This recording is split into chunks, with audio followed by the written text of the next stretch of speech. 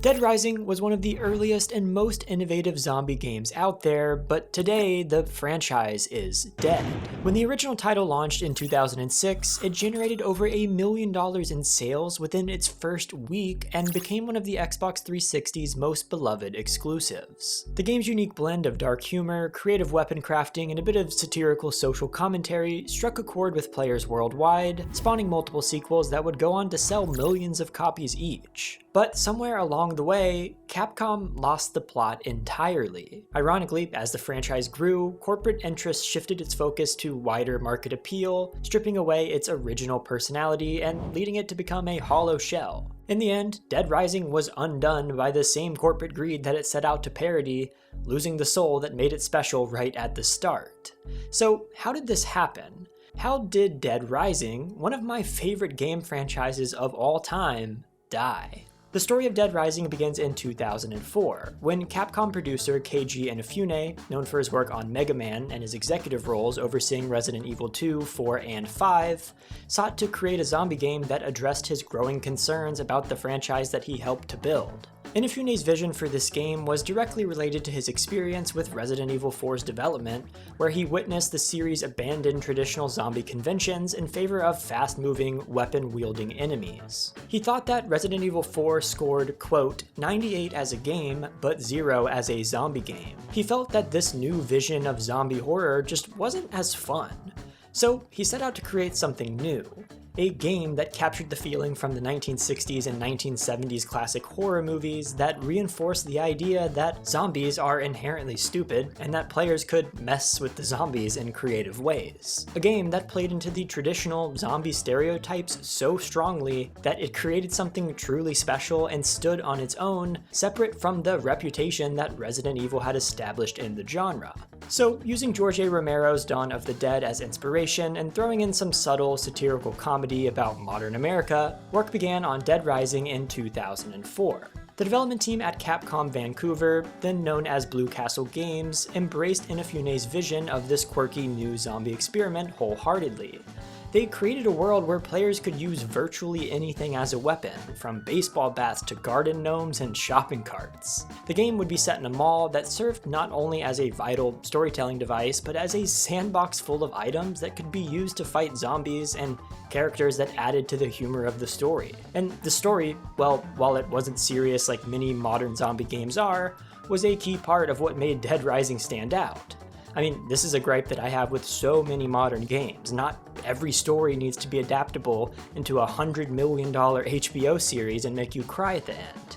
It was quirky, it was weird, and that's why so many people loved it. The story follows a freelance photojournalist named Frank West, who's chasing an alleged story in the Willamette Parkview Mall. He gets airdropped in by helicopter to try and see what's happening, to find out that there's been a zombie outbreak. But it doesn't matter because Frank is here to get the shot. So you play as this guy, wandering around the mall, killing zombies with whatever you can find at your disposal, and rescuing survivors, all while trying to get it on camera. You had 72 in-game hours to make it all happen, and to figure out what the heck is going on in this godforsaken mall, because the helicopter that dropped you off would be coming back to get you at that time. This mechanic, plus the insanity of having over 140 different wild weapons at your disposal and 40 outfits to wear, made Dead Rising a fast-paced, chaotic experience unlike anything else on the market at the time.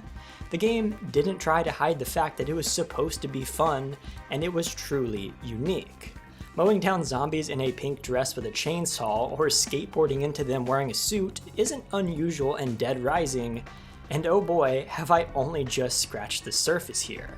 There was an in-depth case system that allowed you to investigate and solve the mysteries of the mall, the weird people trapped with you and their stories, and as you made progress on these cases, you could impact the story as a whole with your decisions and get different endings every single time.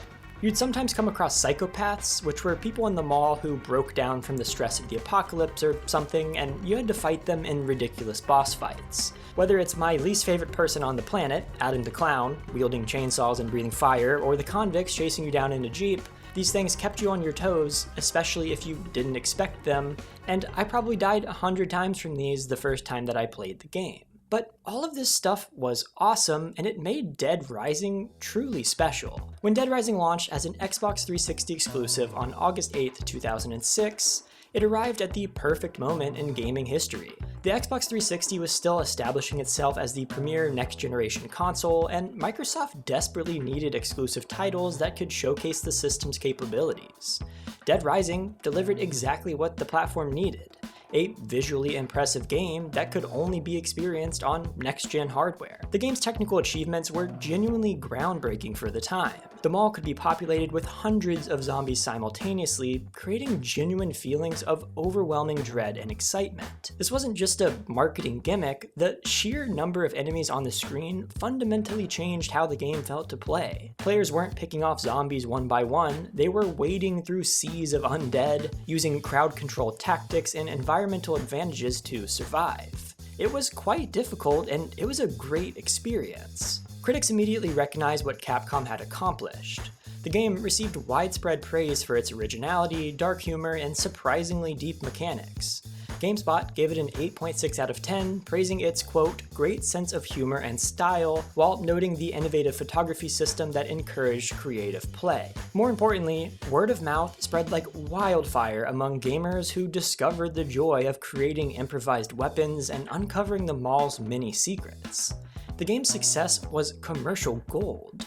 Dead Rising sold over 1 million copies within months after release and became one of the Xbox 360's most important early exclusives. It proved that zombie games could be more than just horror experiences. They could be playgrounds for creativity. And this formula would inspire the modern zombie landscape that we see today with games like Dying Light and Dead Island. So of course, they wanted to make a sequel. But doing something like that while drained from the crunch around the release of the first game probably wouldn't have been very easy to do. Sure, the team could have wandered into the Williamette Parkview Mall coffee shop to get a latte, but that would have been like $7 and probably wasn't even that good. And that's the case with most coffee shops. It just isn't worth the price for the mediocre coffee that you're getting. That's why I'm excited to mention the sponsor of today's video, Cometeer. Cometeer is a way to make delicious coffee at home with no machine, and I'm not gonna lie, this stuff is even better than anything I could get at a coffee shop. Cometeer sources coffee from top roasters around the world, then they precision brew the coffee and flash freeze it with liquid nitrogen using the most cutting-edge technology out there, and ship the frozen capsules right to your door. This coffee arrives frozen, and you can take it and turn it into a hot, iced, or espresso-style drink. I'm an iced latte guy myself, so I just defrost the capsule in the fridge overnight, mix it with some milk and honey in the morning, and now I have the best coffee I've ever had in seconds, right at home, without needing any expensive machinery. All you have to do is melt the puck for a hot coffee, and you can make anything you want in mere seconds. Cometeer is a product that I've been enjoying for quite a while, and it's completely changed my relationship to my morning coffee. And most coffee pods end up in a landfill, but Cometeer's capsules are also completely recyclable, and the coffee inside is sustainably sourced from top-tier roasters. What's not to love about Cometeer? It is truly great, so check it out today to support the channel and an awesome brand. And if you haven't tried Cometeer, you can get $20 off your discovery box featuring 8 unique coffees curated by world barista champ James Hoffman by visiting cometeer.com/robokast or clicking the link in the description. But now, we gotta get back to the story of Dead Rising. With the original game's success established, expectations for Dead Rising 2 were sky high. Capcom faced a classic sequel dilemma. How do you improve on perfection without losing what made it special in the first place? The development team, now officially operating as Capcom Vancouver, had grown significantly and possessed the resources to expand on every aspect that made the original game great. Dead Rising 2 launched on September 24th, 2010, and it was clear that Capcom understood the assignment. The game retained everything that fans loved about the original while expanding the scope in meaningful ways.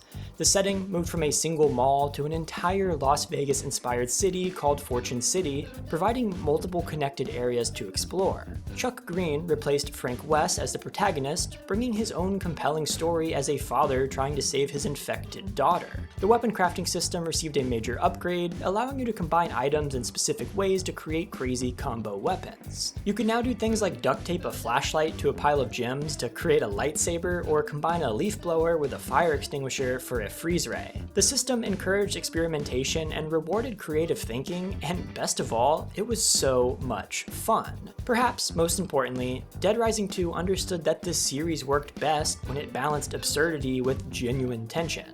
The psychopath bosses in the sequel were more varied and memorable than ever, each representing different aspects of society's breakdown under pressure. And the game's main antagonist, TK, was a sleazy game show host who really tied it all together and made the 72-hour format from the first game even better in the second. So, of course, Dead Rising 2 was another massive success for Capcom. It sold over 2 million copies across multiple platforms, and along with the success of the first game, established the franchise as one of Capcom's most reliable properties. It seemed like the series had found its perfect formula and could continue delivering quality experiences for years to come. But Capcom wasn't quite done with Fortune City just yet. 1 year after Dead Rising 2, they dropped a surprised remixed follow-up called Dead Rising 2 Off the Record. Off the Record brought back fan favorite Frank West as the lead, gave him his classic camera mechanic, and tossed him right into the chaos of Fortune City, rewriting the story from scratch. Leveraging new combo weapons, a sandbox mode, and even a whole new Uranus Zone amusement park area, the game felt less like a spin-off and more like an alternate timeline.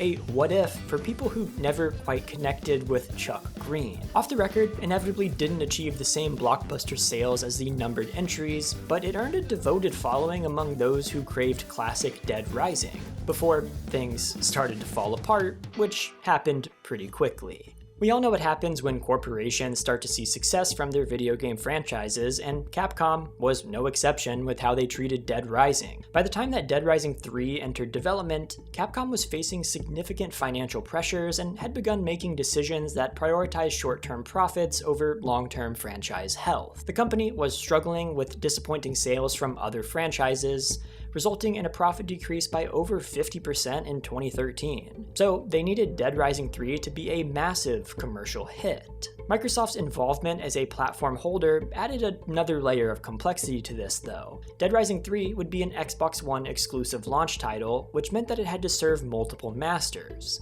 It needed to satisfy longtime franchise fans, appeal to newcomers buying the new console, and showcase the Xbox One's technical capabilities. These competing priorities would prove difficult to balance. Capcom wanted guaranteed sales numbers that could help offset the losses from these other projects, and the development team at Capcom Vancouver wanted to make a game that was true to the Dead Rising form. But could they maintain the series' distinctive identity while meeting these external demands? Not quite. Because see, I'm leaving one major detail out. Keiji Inafune, the original creative mind behind the first two Dead Rising games, left Capcom in October of 2010 for these exact reasons. And he would go on to make the wildly successful Mighty No. 9, the spiritual successor to Mega Man. But without him leading the charge at Capcom, and with the increased pressure and mixed signals from management, Dead Rising 3 was not off to a good start. And early previews of the game quickly revealed this.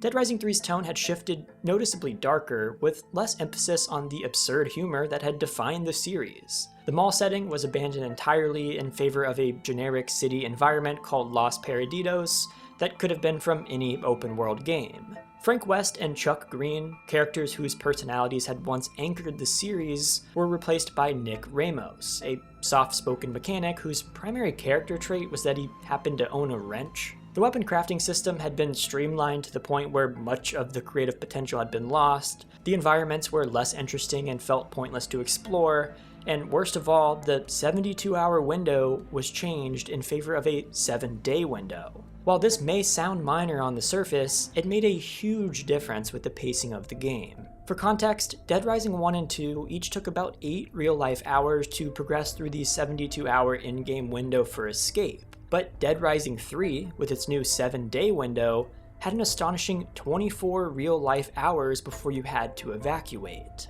This made it so that throughout your adventures in the game, you could take your time and goof off instead of trying to fit it all in such a short time frame.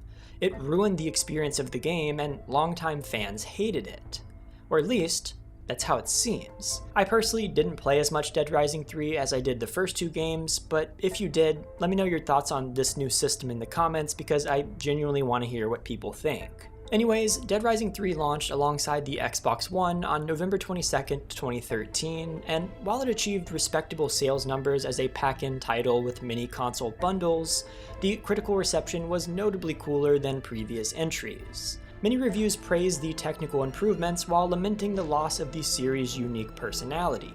It did sell well, with 1.2 million copies sold by March of 2014, but it was clear the game was not the same and it didn't need more sequels. This lukewarm response to Dead Rising 3 should have been a wake-up call for Capcom, but instead the company doubled down on the changes that had alienated longtime fans. Dead Rising 4, announced at E3 2016, represented everything wrong with modern franchise management. The game brought back Frank West as the protagonist, but this really just felt like a lazy attempt to generate nostalgia rather than a true creative direction driven by story needs. Perhaps more damaging was Capcom's decision to remove the time limit system entirely this time around. The system that people already had issues with in the last game was thrown out for something that leaned even further into the changes that people had been complaining about, because that makes sense. This change fundamentally altered what Dead Rising 4 was about. The time pressure had created genuine tension and forced players to make difficult choices about which survivors to save and which mysteries to investigate. And without it, Dead Rising 4 just became another open-world zombie game in a market that was already saturated with them.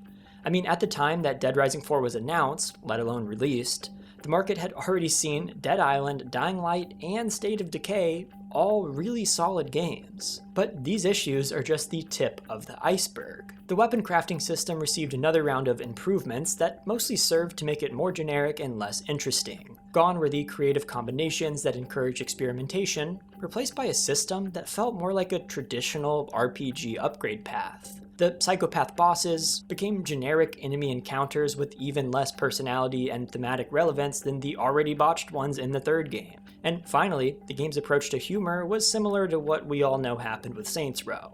Where previous Dead Rising games had used comedy to enhance their social commentary, Dead Rising 4 relied on forced jokes and pop culture references that felt focus-tested rather than organic. The series had lost its voice entirely, becoming a hollow imitation of what had once made it special.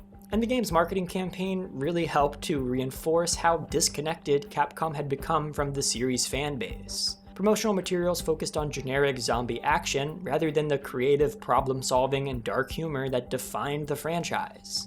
It was clear that the people making the game and the marketing decisions had little understanding of why the series had been successful in the first place. So of course, the launch of Dead Rising 4 was nothing short of a disaster. Dead Rising 4 launched on December 6, 2016 to the franchise's worst critical reception yet. While the game wasn't technically broken, it represented everything that could go wrong when corporate priorities override creative vision. Reviews consistently noted that while the game was technically competently made, it had lost everything that made Dead Rising special. Sales figures, while never officially confirmed by Capcom, were reportedly disappointing across all platforms. The game failed to meet the company's already modest expectations and effectively ended any hope of future entries in the series. More importantly, it damaged the franchise's reputation to the point where even a theoretical revival would face significant skepticism from fans. The failure of Dead Rising 4 had immediate consequences for Capcom Vancouver. In September of 2018, Capcom announced that it was shutting down the studio entirely, eliminating hundreds of jobs and officially ending the Dead Rising's franchise's development. It was a sad end for a studio that had once produced some of the most creative and entertaining games in the zombie genre. At the time of their closure, they were already working on Dead Rising 5, but without any corporate resources to put into the game, the project was scrapped and the series was put on an indefinite hiatus. There have been some half-baked remasters of some of the early Dead Rising titles, but even these felt like watered-down versions of the games that they were based off of. Nothing impressive has happened with the series since the closure of Capcom Vancouver, and there are currently no future plans for the series that we know of. Dead Rising is, well, dead and probably not rising anytime soon. The Dead Rising saga represents more than just a failure of a single franchise. It's yet another clear demonstration about what happens when corporate decision-making overrides creative vision. I think I've said that quite a few times by now because it seems to be the common pattern across all of these videos. So if that's a pattern that you want to learn more about, consider leaving a like and subscribing to the channel. I make a lot of videos about the rise and fall of popular game franchises, and I have some pretty cool videos in the works that I'd love to see your comments on. But anyways, looking back at the Dead Rising franchise, it's impossible not to wonder what might have been if Capcom had chosen a different path. The series had all the elements necessary for long-term success: a unique concept, strong gameplay, and a passionate fan base. With proper stewardship, it could have remained a major franchise for decades. But unfortunately, that didn't happen. Did you ever play Dead Rising 1 or 2? How did you feel about these games when compared to the later titles? Do you think that Dead Rising 4 was as big of a flop as I said, or did the game have some redeemable qualities? Let me know your thoughts on all of this in the comments, and don't forget to check out Cometeer using my link in the description for some of the best coffee that money can buy. I'm actually a huge fan of the company, and I reached out to them to ask for a sponsorship since I use their stuff every single day. So if that sounds like your vibe, you can support the channel by checking them out using a link in the description. I will see you next time, and peace.